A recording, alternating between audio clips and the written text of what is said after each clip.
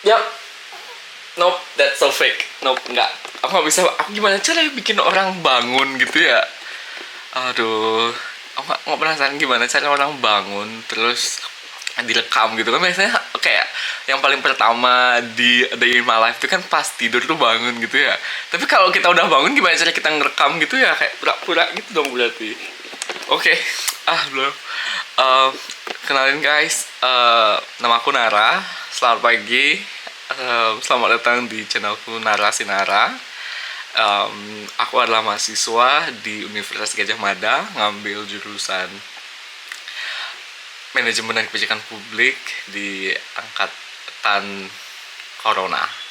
Jadi aku baru masuk tahun 2020 dan selama 2 tahun aku online di Bali, dan akhirnya hari ini sudah ada kuliah offline atau kuliah bauran, dan aku seneng banget. Dan sekarang aku pengen nunjukin gimana sih keseharian aku sebagai mahasiswa di Jogja, anak rantau yang belajar di MKP UGM. So selamat nonton. Kayak ngantuk banget. Jangan sampai kebablasan kalian nge-scroll TikTok pagi-pagi. It's not healthy. Okay, that's the last TikTok that I watched. Kita lanjut ngapain sekarang pagi ini. Jadi hal pertama yang dilakukan itu adalah terus saja rapiin kasur.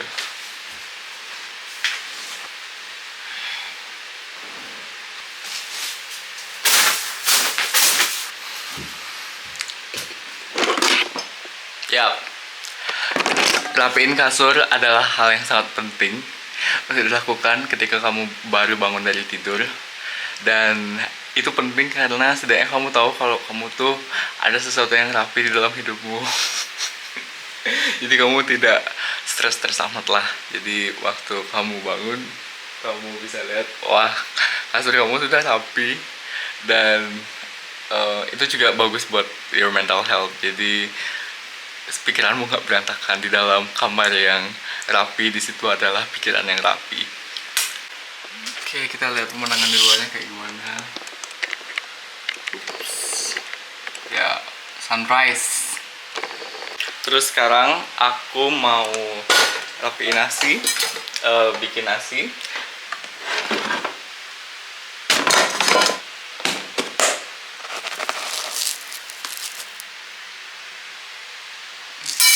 Ini porsiku setiap hari, ya Allah. Ya ampun, aku terjatuh. Oke, jadi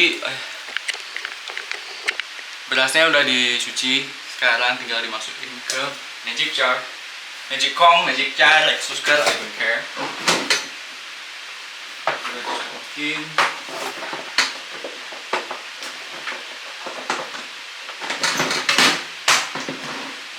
Ini ditambah ke. Oke, tinggal ditunggu aja.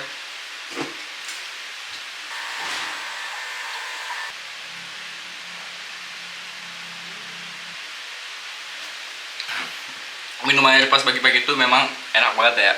Oke, ini rice cooker udah aman. Sekarang kita saatnya mandi. Aku baru aja selesai mandi. Sekarang aku mau muterin lagu The Morning. What is your morning song?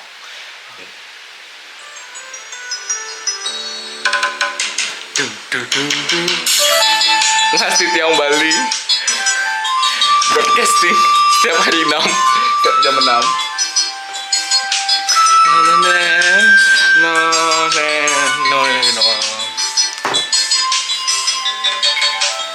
Masih Tiang Matu.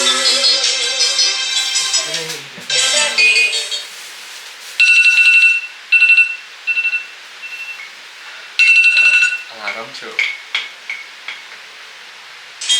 Sematon Bali Ute aji kelomo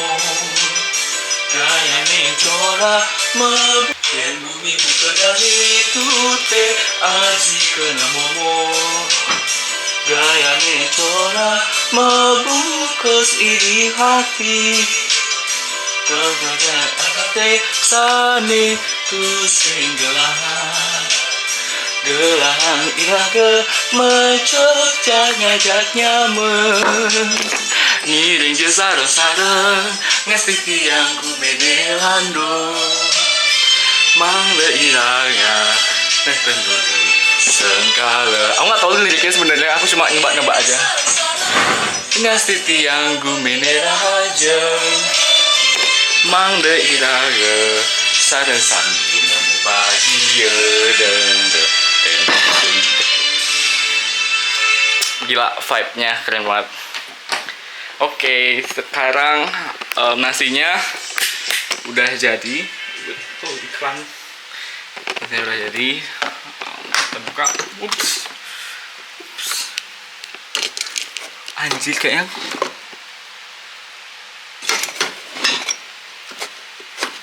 yep. Wait. Oke guys, ini dah drama pertama di hari ini, tragedi pertama, drama anak kos. Itu ternyata aku lupa ngasih air loh di magic home-nya. Kayak aku lupa ngasih air di berasnya. Terus kayak sekarang makannya, lihat nih, nasinya tuh keras gitu. Keras tapi matang edible, tapi ya teksturnya aja yang unik, yang crispy gitu. But that's okay, yang penting ini bisa dimakan. Iya.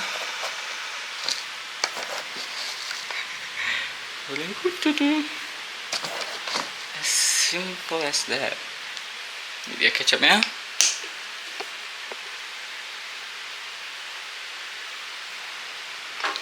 So, ini adalah menu sarapanku hari ini, dan hari-hari yang biasanya aku masih di titik aku belum bosan makan ini. Dan breakfastku this morning is crispy rice with dry coconut and seasoning of Bango ketchup. Yeah, I don't know what is your ketchup, how do you call this ketchup in English, but let's just say it Bango ketchup. Or ketchup bango, whatever.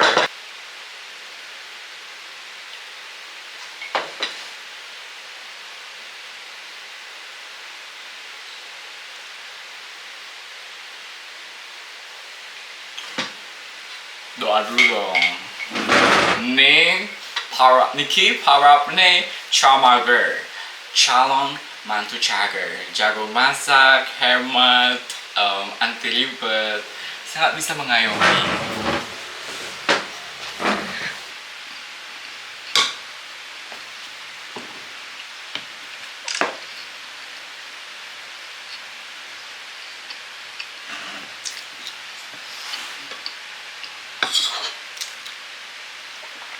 Jadi ayahku tuh adalah seorang chef. Jadi kalau papa nonton ini jangan marah ya. Aku mau bilang alasan aku nggak beli makanan itu karena aku bisa masak, karena aku suka masak. Tapi sekarang kayaknya aku malu bilang nggak mau bilang itu karena hasil masak aku tuh fail.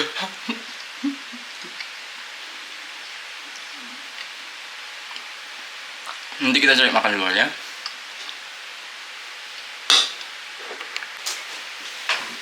Aku pakai baju Pak Lurah baju Pak Lurah. Ini aku nge-thrift di pasar Beringharjo namanya, di lantai atas. Terus dapat baju ini dengan harga yang sangat murah, dan aku sering pakai ini ke kampus. Aku dikira Pak Lurah sama salah satu dosenku, kocak banget. Tapi ya pengennya biar bisa bikin style gitu sih ya. Aku juga pengen pakai pin, nih pin SDGs yang aku dapat waktu aku jadi parlemen remaja gitu. Aku dikasih sama salah satu anggota parlemen dari Thailand, Mr. Karaisitonti. Thank you, sir. Like, I really appreciate your gift. I use it every day. This SDGs symbol really have a huge value for me. I'm gonna put it in my heart, literally on my heart. Sekarang kita siapin barang ke kampus. Aku juga harus siapin rambutku. Damn, look at my style. Gila. Tutup. Saatnya berangkat. Ini dia bundaran UGM. Kita akan masuk ke kampus Universitas Gadjah Mada.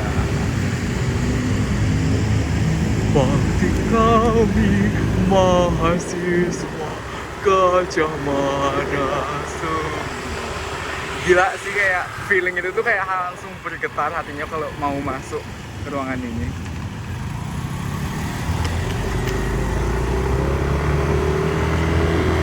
Kok ramai kali ya? Oh ya, ini kemarin ada peresmian gelanggang.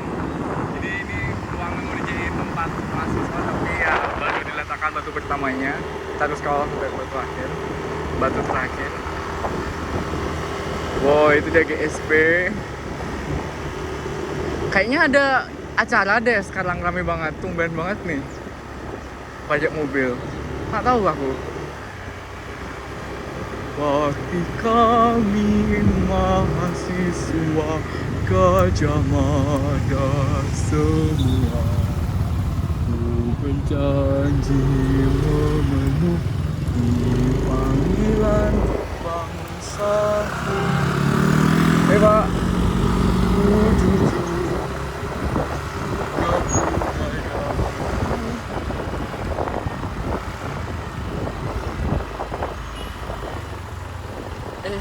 ini lambe kali. Lambe kali no. Kenapa nih?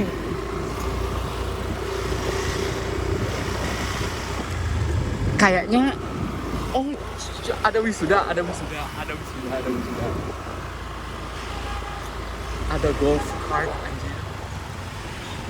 Weh, kayak nggak bisa lewat deh. Aku mau ke perpus. Oh my god. Pak, kalau mau ke perpus gimana nggih? Lurus nggih? Oh. Barat Endang masuk.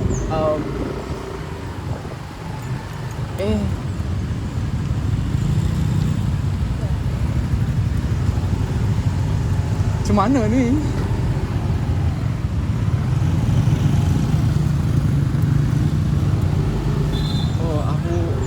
Aduh. Oh ya, lewat situ. Maaf. Weh, selamat lulus. Waduh, aku nanti bentar lagi nih. Semoga bisa lulus cepat. Wih, keren kali no. Maaf. Sorry. Wih, apa nyangka sih. Keren banget. Ku penuhi dharma bakti untuk Ibu Pertiwi. Oke, sekarang masuk. Di dalam Pancasilamu. Wah, ini gimana? Dapat parkir nih. Jaya Nusantara. Sini aja deh. Oke, udah nyampe. Kita di perpustakaan. Kenapa kamu parkir jauh banget? Nah, di sini ada parkir. Oh, tuh ada parkir. Jauh kali. Sekarang kita ke perpus. Mobil banyak. Ini suasananya, guys.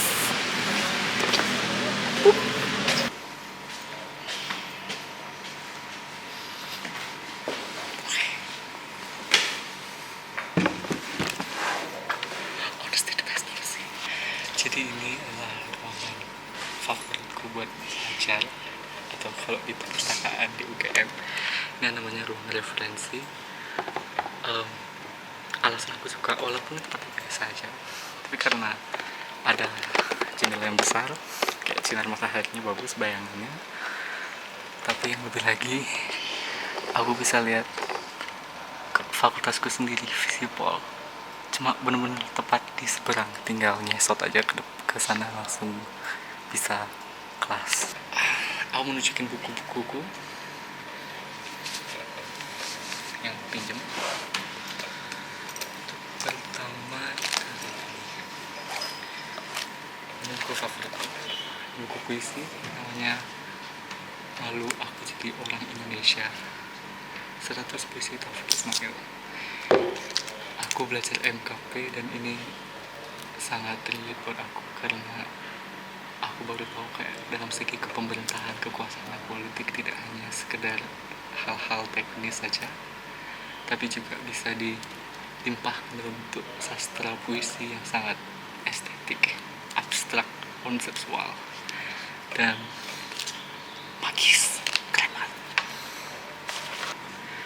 DPR Uncensored, kayak realita yang terjadi di dalam gedung DPR, sangat relate.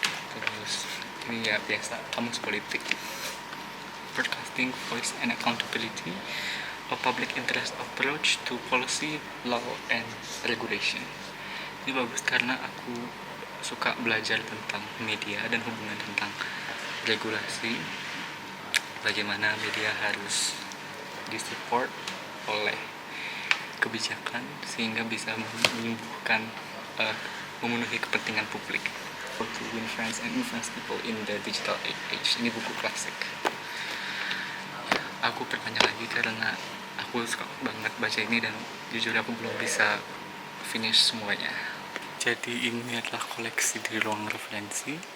Aku suka buku-buku ini. Kayak aku nunjukin salah satu buku yang aku suka. Apakah ada di sini? Sip, ini tentang kayak ada yang di dunia Eropa itu.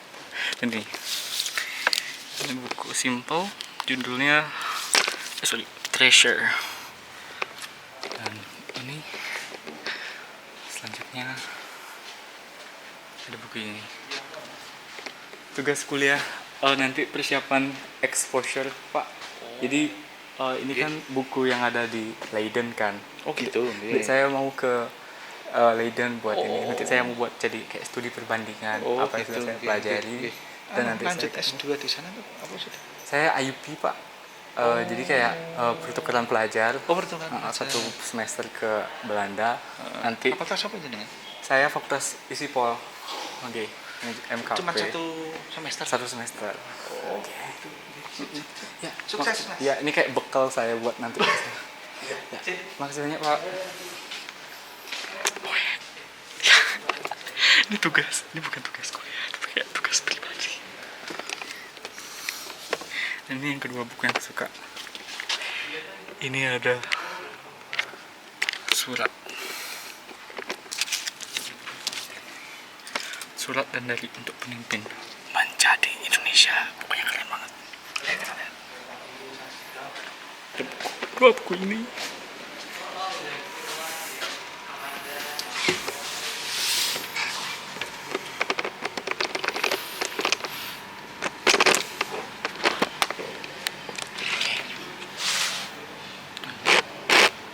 Yang pertama, Treasure. Ini itu adalah buku koleksi di Universitas Leiden yang namanya lembaga singkatan KITTLV. Jadi dia menyimpan banyak sekali koleksi terbesar bagi dokumentasi Indonesia di masa lampau. Dan ini kayak bentuk digitalnya. Ini Treasure, sungguh-sungguh sebuah harta karun. Jadi sebenarnya KITLV itu nggak suka koleksi foto-foto video gitu, tapi karena ada orang ini yang bernama J.P. Rufior, dia adalah orang pertama yang melihat pentingnya membuat koleksi foto.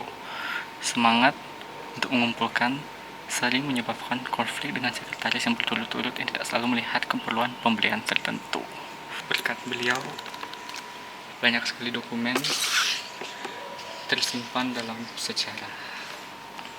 kalau aku ke Belanda, aku pengen banget ke Kid LV. Super. This is the beginning of the book that I really love.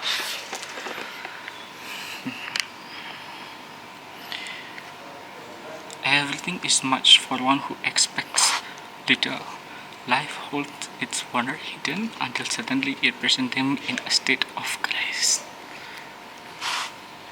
Semuanya banyak bagi yang tidak banyak mengharap. Kehidupan menyembunyikan mukjizatnya sampai saat tiba-tiba terungkap dalam kebesarannya. Keren banget. Alles is full for witness Wilverhags at 11 who say wonderland verbogen. Tot Hessen open stond in Hooghogenstad. Of it is bloom in the Dapperstraat. Lovely. Jadi never expect too much until you see the miracle in the state of grace. Banyak sekali dokumentasinya. Ini Istana Bogor tahun 1942. Sampai sekarang masih ada dokumentasinya, benar-benar ada dekat sini. Tebing yang ada di Gunung Kidul, Yogyakarta. Aku riset ini memang sampai sekarang bentuk-bentuk batuannya masih sama persis, padahal ini udah dari tahun 1853 ya. Ini banjir yang ada di Jakarta, yang ada di Jawa, jadi 1865 Indonesia udah terkenal, Pulau Jawa udah terkenal dengan banjirnya. Ini dilukis oleh Raden Saleh, pelukis pertama, seniman Indonesia modern pertama.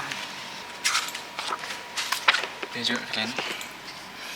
Ini adalah poster propaganda dari pemerintah Hindia Belanda untuk mengajak anak-anak muda Belanda untuk ke Indonesia yang pengennya untuk menyingkirkan tentara Jepang dan membebaskan Indonesia.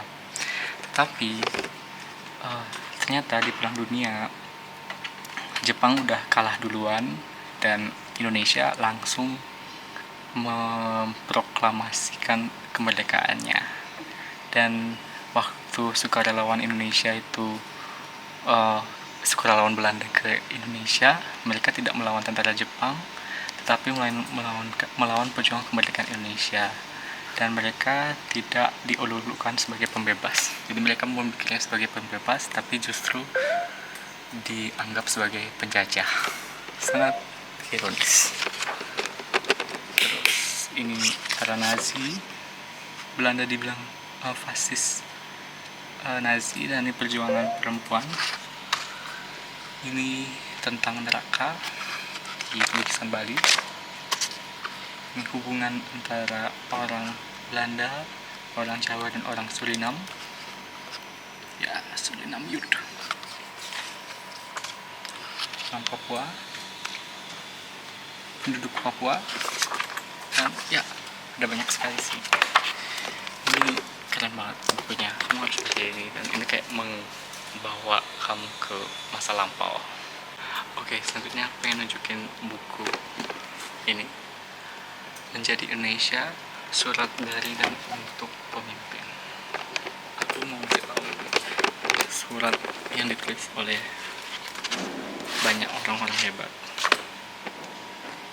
presiden, mungkin calon presiden 2024 akan ada di antara nama-nama ini. Kita cari namanya, dan mereka tuh punya gagasan-gagasan. Kalau nilai, lihat aja dari gagasan mereka di buku ini. Dan salah satu gagasan yang paling aku suka itu dari Pak Emil Salim, di halaman 100. Kita lihat, ini dia Pak Emil Salim, Begawan Lingkungan Indonesia. Lihat nih, kepada generasi usia 2020-an, ini relate banget, ini kayak menamparku banget. Kini kau mahasiswa berusia 20-an, bagaimana Indonesia jika kau capai di usia 40-an? Kau akan memasuki tahun 2032 menjelang Indonesia merdeka 100 tahun 2045.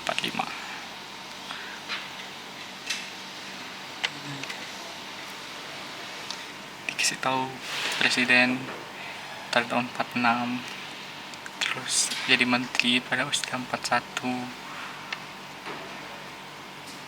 Tampaklah prestasi puncak tercapai pada usia 40-an, dan prestasi puncak sangat dipengaruhi oleh perjalanan hidup yang ditempuh pada usia 20-an. Terus nih, kayak tambah ini berarti kau harus belajar mengembangkan otak dan daya kreativitas dirimu sekuat, sebanyak dan segala mungkin. Belajar meraih prestasi tertinggi dalam tangga senimu. Selama kau sempat hidup di dalam usia 20-an ini, untuk kelak bila tiba kesempatan berharga dalam masyarakat, kau berbekal cukup membawa bangsa dan tanah air keluar dari lubang ketertinggalan, kekeringan, kebanjiran, dan duka derita anak bangsa. Tanah air Indonesia yang hijau, bersih, dan lestari, makmur ekonominya, adil, sejahtera kehidupan sosialnya, menjadi Indonesia, menggodok dirimu menjadi pejuang insan kamil bangsa masa depan. Selamat. Ini sangat empowering banget and powerful. Sehat selalu Bapak. Dan uniknya, beliau menulis dengan tangannya sendiri, tulisan tangannya sendiri, rapi banget, nggak ada pakai tip X, nggak pakai mesin ketik, nggak pakai Google Docs gitu. Semua kayak tulisannya bagus banget, keren, love it. Kayak, ini keren banget bukunya. Ini dibuat oleh Tempo, jadi terima kasih banyak Tempo udah membuat buku penuh dengan gagasan yang sebagus ini, menjadi Indonesia.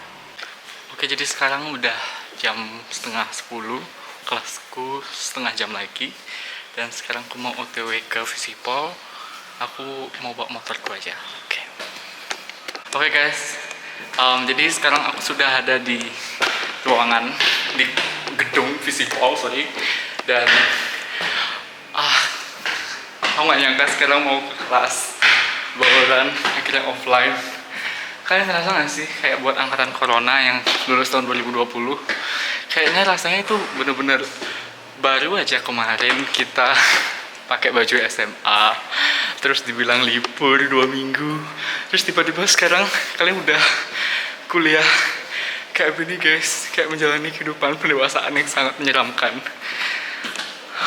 Kayak aku belum siap. 2 tahun aku tidak ngapa-ngapain, dan sekarang aku sudah tiba-tiba kuliah. Dan ya, sekarang ayo kita kuliah. Ini BA 209. Hai guys, halo Mbak Nurul, hello, how are you? Yes. Halo Mas Aji, the teacher assistant. Yes. Thank you, and friends at Zoom. Wow, ini keren banget. Hai guys. Ini kuliah Zoom ya. Hey Marcel, Regard. Hey. Ini dulu ya. Akhirnya kita kuliah bauran guys. And how to avoid some trap in the policy implementation. Actually, there's some helix you need to familiar with this because you are a public policy and management studies. The first one's about the triple helix. This is ones. Okay, this is the new games, different with the last week. Guess what? Okay, because I would like to involve to not only have more attention to this offline, but also one have the similar opportunity, experience for learning in this implementation games. Once I will ask one representative group to take one paper from this box, okay, and then you will try to draw in this board, and then the other group We'll guess it. will guess it. Oh, Okay. okay. If you don't have capacity to explain your policy to others, it means like you will fail, right? So this is just a simulation. Ma'am, what about for those group that is not Online. So for online group, your turn is to answer. Oh, easy. Okay. easy? Can lah. policy. Actually, you cannot use the word in the drawing. You can use the word in your second chance. So that's why this is the highest point, right? 100. Okay. Is it finished? Yes. Yes, very good. Policy implementation structure. No. Where? Yes. Policy formulation stage. Not really. Okay. Wait. I'll do something first. This is like weird, but this is supposed to be about like me or something. No, not really. What is that? The middle part? This is like an achievement. This is like an achievement in terms of the like policy. Policy goals, Quite close. target, Quite close. policy objective. Quite close. Maybe your guess is correct. So another group can guess. What? Not really. The answer is quite close to another guess. What? Actually. It's just not like the right word. Okay, so it will look. What is the different term of that? Policy accomplishment. Quite close again.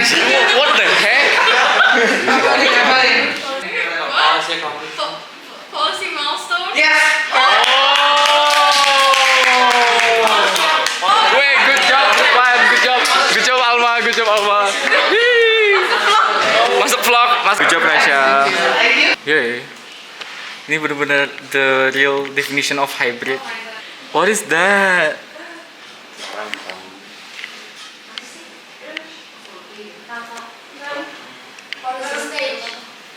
Please mention your group name.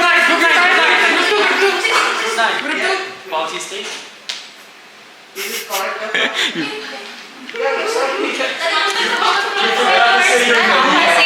You forgot to say your group. Policy state is correct. Not. You're correct, but I don't know who answered the question. So there's like Rasa and then Yeah. I think Rafa as well. Rafa firstly, I think. and then Yeah. Oh, yes. Mention your group and then group 5. Group 5 policy stage. policy state. It is correct, ya Pak?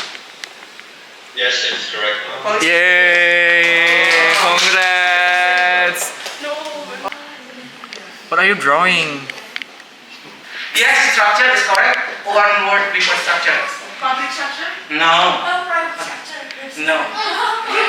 Bureaucratic structure? Almost. No. Azza, raise her hand. Azza, let Azza.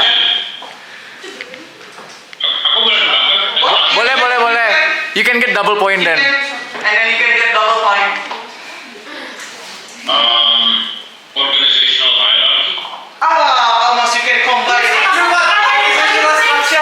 Organizational structure. Group 1 organizational structure. Group 1 masa. Group 1 organizational structure. Group 1 organizational structure. Okay, so congratulations. Group 9. You explain about Good job, Marcel. Kita group 1. As an organization, where apparently this was too clear. I accidentally created the organizational structure itself. It's supposed to be structure. Oh, Building. building. Halo guys, kita baru aja selesai kuliah bauran. Hey guys, thank you. Bye, Frigor. Hai Marcel, hai Naila. Welcome to my vlog. Hai Lasni. Ih, jutek banget. Ya. Sorry ya. Hai Kinanti. Hi Moy. Hey, we have Moy here. Moy is our international friend from Myanmar. Mingalaba. So cool to have you. Jangan lupa subscribe ya, karena subscribe itu gratis. Iya, jangan lupa subscribe karena subscribe itu gratis. Dadah teman-teman ya. Bye bye. Thank you. Don't forget to like and subscribe. And hit to my channel.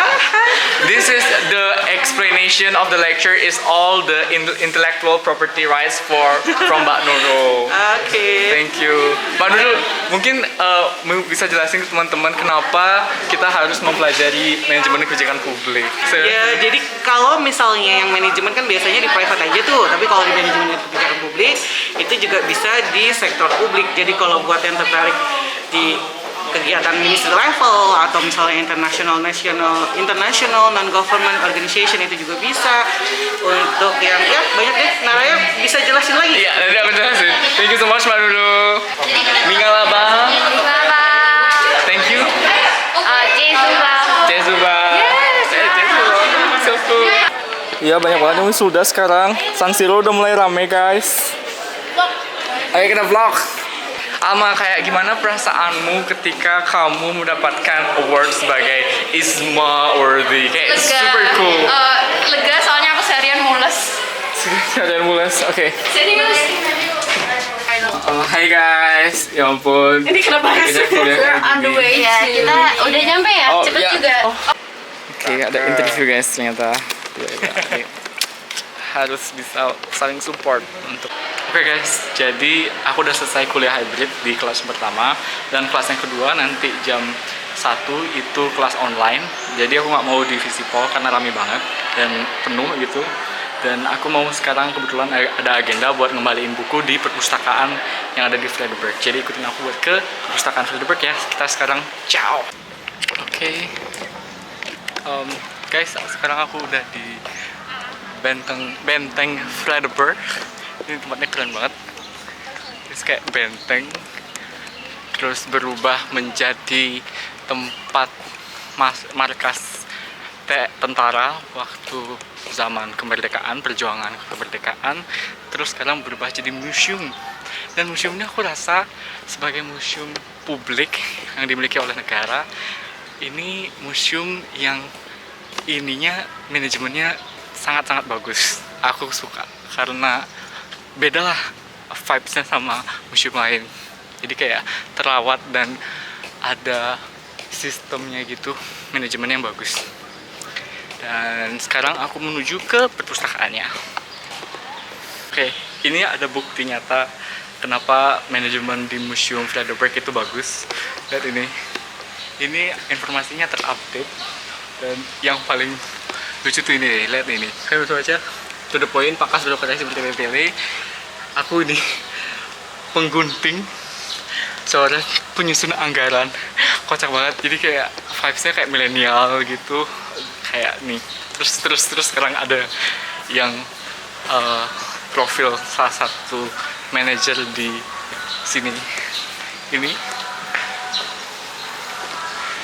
beliau dan Dr. Fernando Suharija, Kepala Museum Benteng Frederiksberg Jakarta, Lord Commander. Kayak Lord Commander, kayak bahasanya tuh keren banget pakai bahasa gaul. Oke. Sehat selalu Lord Commander Pak Suharija. Semoga WBBM bisa tercapai di Museum Frederiksberg. Aku yakin bisa tercapai. Oke, kita sekarang ada di perpustakaannya. Perpustakaan Benteng Frederiksberg. Wow. Tempatnya bagus banget, antik. Selamat siang, Bu. Saya ingin memperpanjang buku. Oh, iya, monggo silakan. Bisa? Bisa. Oke.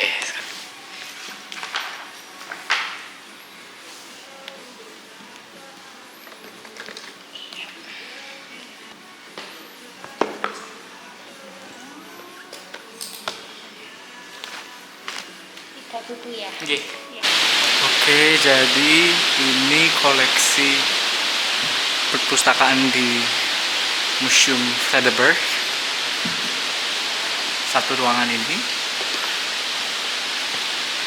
tidak cukup banyak, tapi lengkap. Banyak buku-buku yang sesuai dengan minat saya. Dan mungkin kalian penasaran ya kenapa bentuk raknya kayak gini. Awalnya aku bingung juga, ini gimana caranya kayak ketutup semua gitu. Dan ternyata cara dibukanya itu unik banget guys. Dibukanya itu, kalau kamu buka ini itu gitu. Wow, gitu kayak pintu.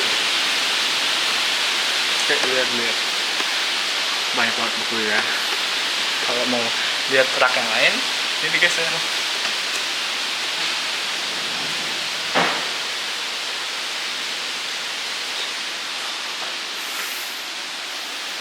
Wow, banyak banget. Ada banyak jenis buku gitu. Oh, lihat nih, buku tentang Muhammad Hatta. Ada buku tentang Soeharto. Ada buku tentang Gandhi, the man. Ini sesuai sih dengan minat-minatku. Stalin, Syahrir, Tirto, Noto, Natsir, Tan Malaka. Bahkan ada buku ini, Mein Kampf, bukunya Hitler. Sekarang kita udah mulai kuliah. Aku belajar Public Sector Economics dan kita membahas tentang pajak, tax. Kita nonton sebuah video untuk kayak pembahasan diskusi lebih lanjut.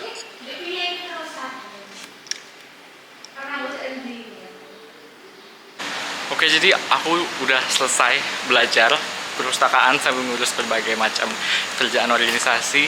Terus sekarang aku karena masih cerah begini siang di museum, apakah ada aktivitas yang lebih baik kalau bukan touring dan lihat-lihat apa yang di dalam museum? Mungkin salah satu bagian dari museum yang paling aku suka adalah sebuah informasi kecil yang menjelaskan tentang pribadi Dr. Sutomo. Beliau adalah pendiri organisasi Budi Utomo pada tahun 1908, tepatnya 20 Mei 1908, atau adalah tanda kebangkitan nasional. Budi Utomo adalah organisasi pelajar Indonesia, pemuda Indonesia yang didirikan tahun 1908. Kalau misalkan dibilang hari kebangkitan nasional itu belum lama ya, sekarang tanggal 25, kebangkitan tanggal 25 hari yang lalu, dan beliau adalah pendirinya. Yang menarik dari ini adalah aku baru tahu kalau beliau itu lahir pada 30 Juli 1988 dan dia mendirikan organisasi Budi Utomo tahun 1908. 1908 dikurang 1988 itu berarti 20 tahun. Jadi waktu dia usia 20 tahun, dia sudah mendirikan organisasi yang menjadi pertanda kebangkitan nasional. Memang Dr. Sutomo adalah pahlawan kebangkitan nasional yang hanya di usianya 20. Aku mikir ini kayak baca gagasan yang ditulis oleh Emil Salim, apa yang harus dilakukan ketika pada tahun umur 20-an. Lihat, Dr. Sutomo sudah bisa melakukannya di tepat umur 20. Aku di umur 20 masih rebahan, guys. Kayak ngapain aku di sini? Dr. Sutomo, you're my inspiration. Oke, ini ada sesuatu yang menarik. Jadi aku ngeliat ini ada latihan militer, tapi ternyata yang latihan militer itu anak-anak pelajar gitu, anak-anak SMA atau yang sekolah menengah gitu, atau yang kuliah. Bayangin dulu orang-orang kuliah SMA tapi sudah latihan militer, itu di masa revolusi ya, perjuangan kemerdekaan. Ini wow, tentara pelajar. Sekarang ada program bela negara wajib pun juga pada banyak yang debat ya. Nah dulu tuh ceritanya ada organisasi pelajar, ada gabungan sekolah, namanya gabungan sekolah-sekolah menengah. Mungkin itu ceritanya kalau sekarang tuh Forkom SMA ya, Forkom OSIS SMA. Awalnya di bidang sosial. Nah, tapi punya seksi kayak divisi pertahanan, perhubungan, dan penerangan. Terus ada banyak anggotanya.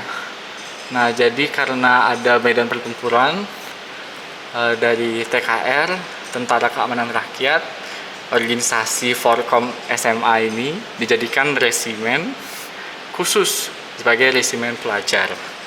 Makanya jadilah tentara pelajar. Kayak keren banget sih, tentara pelajar. Aku nggak mungkin bisa kayak gitu kalau misalnya aku lahir tahun. Aku jadi anak SMA tahun 1946. aku penasaran, kayaknya masih ada deh tentara pelajar yang masih hidup. Dan semoga kalau beliau masih hidup, aku pengen wawancara beliau. Adakah yang tahu?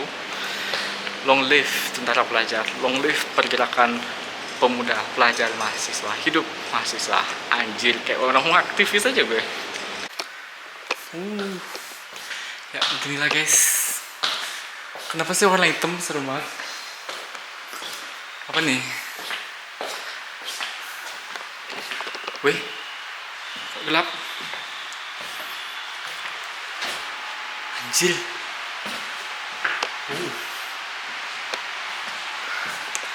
Aduh, kok takut ya? Yalah. Masya Allah. Tapi penasaran cuy, keren. Ini tempatnya kayak replika yang sudah hancur gitu, kayak lagi perang. Oh, proyektor. Keren banget sih. Silau. Wih, anjing. Maaf, betara ratu, betara hampura.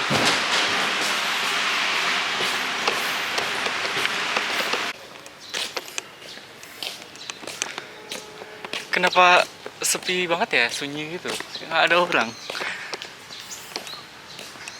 Dan langitnya abu-abu, kok agak serem gitu. Tadi juga serem banget karena di dalam museum tuh diorama-dioramanya gelap gitu, terus kayak lampunya mati-mati. Sekarang ya udah belajar, udah baca. Sekarang kita pulang dan of course kita cari makan.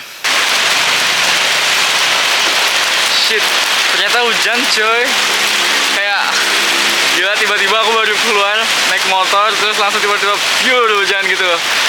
Aduh gila. Terus untungnya aku bawa mantel sih, tapi karena aku ke pinggir dulu dan kebetulan aku bisa ke pinggir ke warung makan, dan aku setidaknya mungkin belum pakai mantel gitu, aku makan dulu lah. Hujannya deras banget.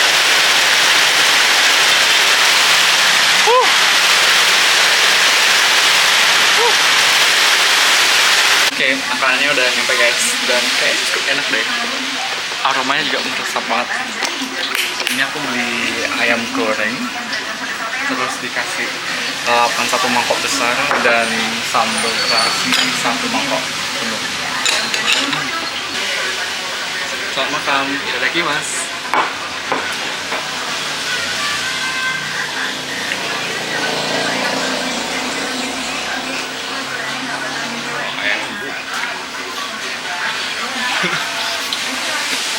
Sekali dari tangannya ya. Tambah ayam. Ayamnya panas. Jadi tambah sedikit.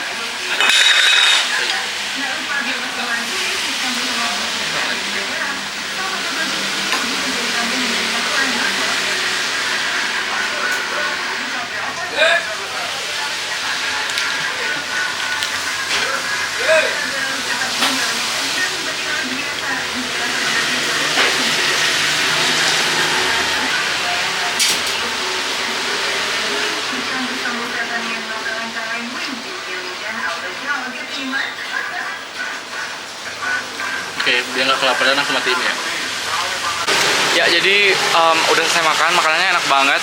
Walaupun aku harus bayar 30.000 buat itu, tapi worth it dengan kenyang banget sih. Dengan lalapannya, sambal yang mantap. Dan untungnya sekarang udah nggak hujan ya. Dan aku bisa balik ke kos dengan aman. Oke, let's go.